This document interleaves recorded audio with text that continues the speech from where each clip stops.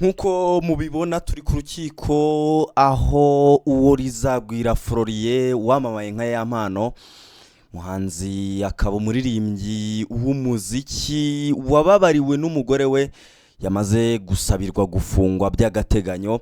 Ubushinjacyaha bwasabye ko urukiko rw'ibanze rwa Kicukiro rwafunga by'agateganyo iminsi 30 umuhanzi uwo rizagwira Florien wamamaye nka Yampano mu gihe iperereza ku byaha akurikiranyweho rigikomeje.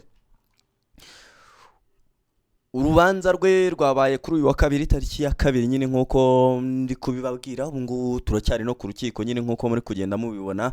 Ubushinjacyaha bwasobanuye ko bwareze uwo rizagwira Florien alias Yampano bushingiye ku kirego cyatanzwe n'umugore we babanaga ariko batarasezeranye ku tariki 11 ukwezi kwa gatanu Gicurasi 2025, aho ubu hagarariye yavuze ko Yampano yagiye akorera ibyaha umugore we bitandukanye birimo itotezwa mu bihe bitandukanye, akamukubita ndetse akanamubwira ko azamwica naramuka agiye kumurega mu rwego rw'igihugu rw'ubugenzacyaha RIB.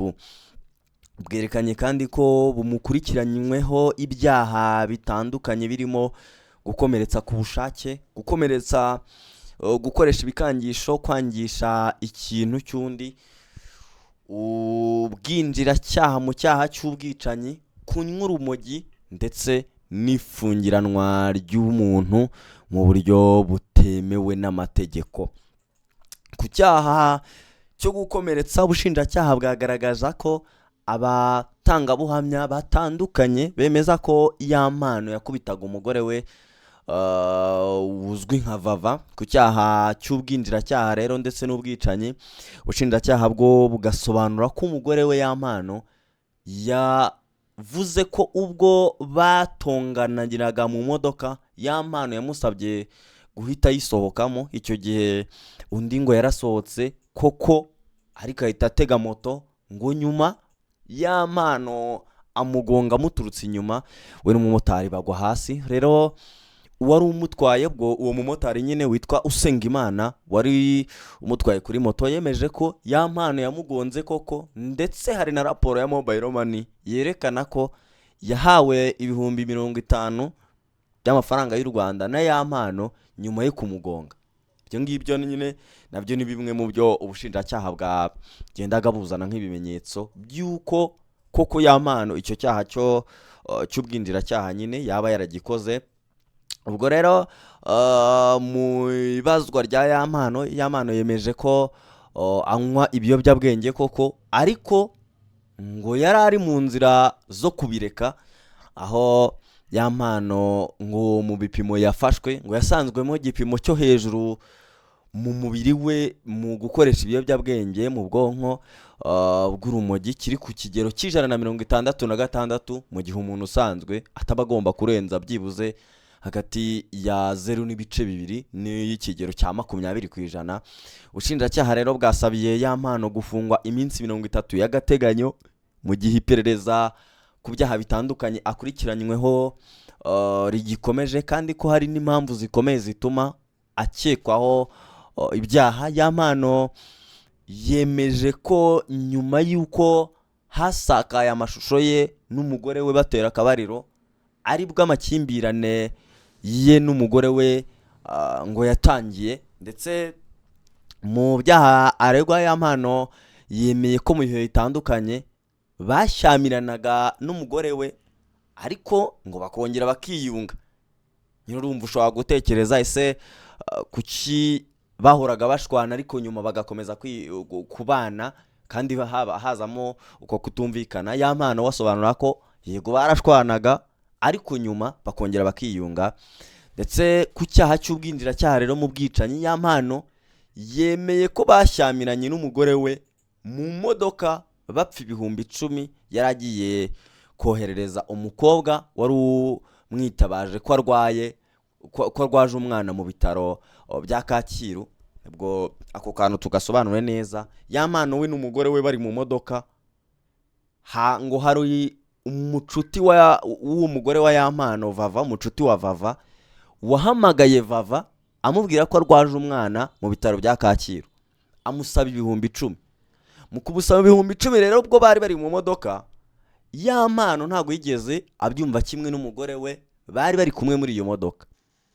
Ari nayo mpamvu babaye nk'aho babishwaniye. Icyo gihe rero umugore we vava ngo ntiyishimiye yuko ya mpano nyine atemeye yuko ibyo 10,000 bihabwa uwo mucuti wa vava wari uhise amuhamagara, ndetse ya mpano we yasobanuye ko umugore we ngo yahise afata icyemezo cyo gusohoka mu modoka. Wibuke ko hejuru bari batubwiye yuko umugore we ngo bashwanye, ya mpano akamusohora mu modoka.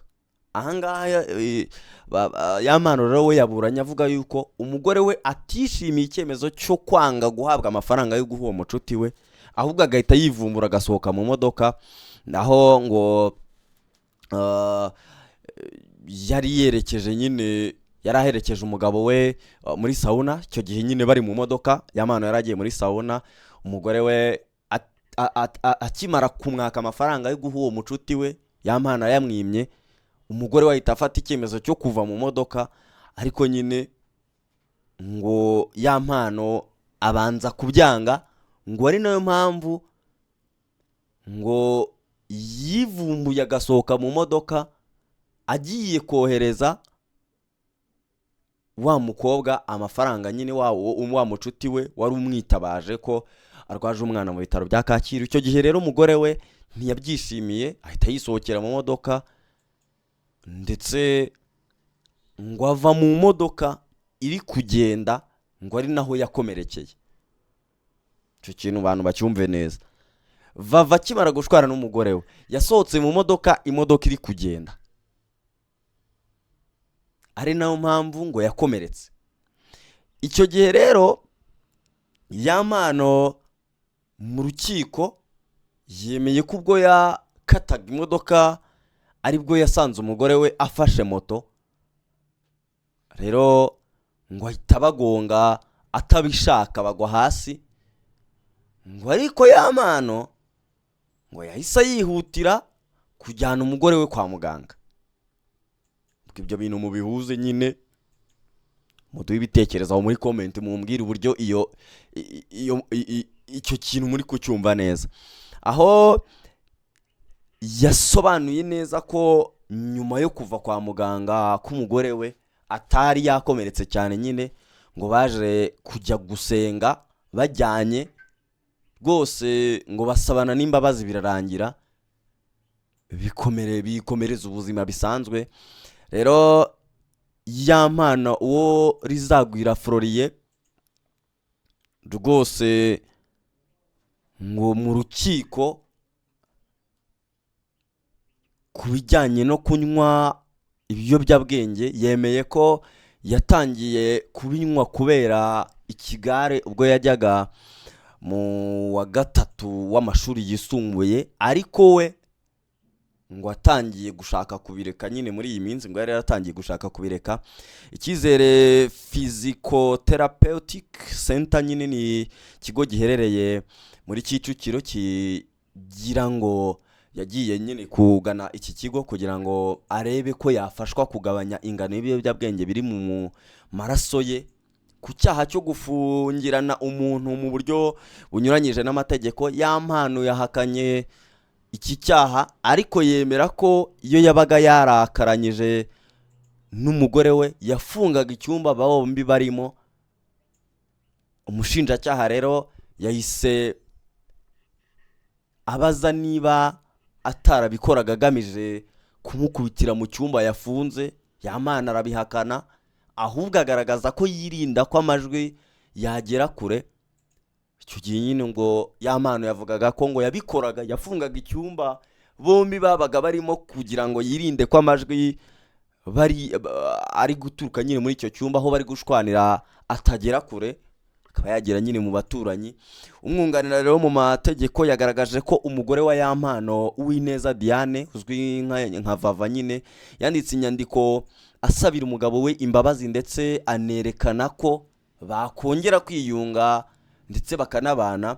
yavuze ko kuri we abona ya mpano yakurikiranyweho icyaha cyo gukubita ndetse no gukomeretsa, ariko yakibabariwe n'umugore we, ndetse n'icyo gukoresha ibiyobyabwenge naho ibindi babona nta mpamvu zikomeye zo kubikurikiranywaho. Umucamanza rero yibukije ko nubwo umugore wa ya mpano yatanze imbabazi, hari ibyaha adafiteho ubushobozi bijyanye n'ibyo amategeko ateganya. Ubushinjacyaha bwo bwavuze ko imbabazi z'umugore we wa ya mpano nyine nta shingiro zifite, ndetse nta shingiro nyine ubushinjacyaha bwazihaye, na cyane ko hari ibyaha aregwa ya mpano ariko atemera.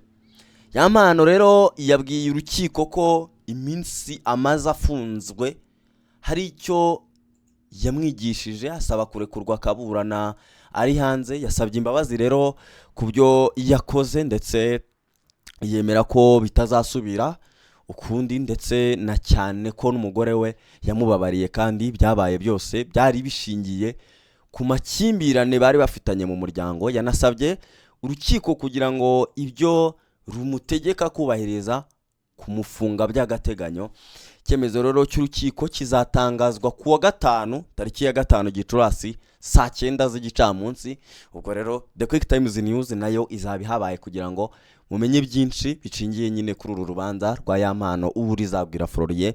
Kanda subscribe, like, share ndetse na comment kugira ngo icyo gihe nabwo uzamenye update zizaba zigezweho. Gusa si ibyo gusa, kuko n'amakuru atandukanye tugenda tuyakugezaho buri saha, inkuru ibigeze kuri channel.